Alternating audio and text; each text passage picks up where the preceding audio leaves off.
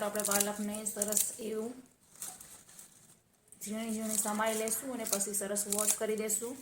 તો સરસ હવે પાણીથી આપણે વોશ કરી લેશું. તો હવે આપણી પાલક બફાઈ ગઈ છે, તો આપણે વઘારની તૈયારી કરીશું. તો એમાં ઓઇલ એડ કરશું આપણે.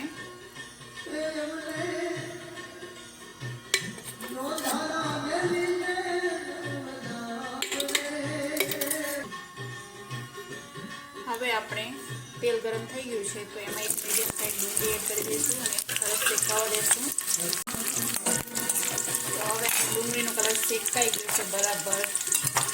તો એમાં આપણે એડ કરીશું બધા જ લસણ, મરી મસાલા બધી વસ્તુ એડ કરીશું.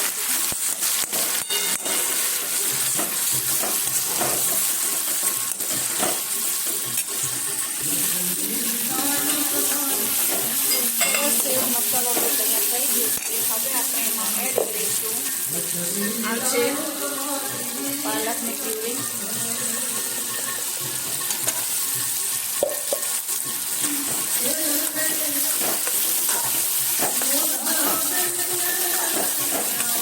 જેને પાલક ના ભાવતી હોય આવી રીતે બનાવે તો પછી ભાવશે.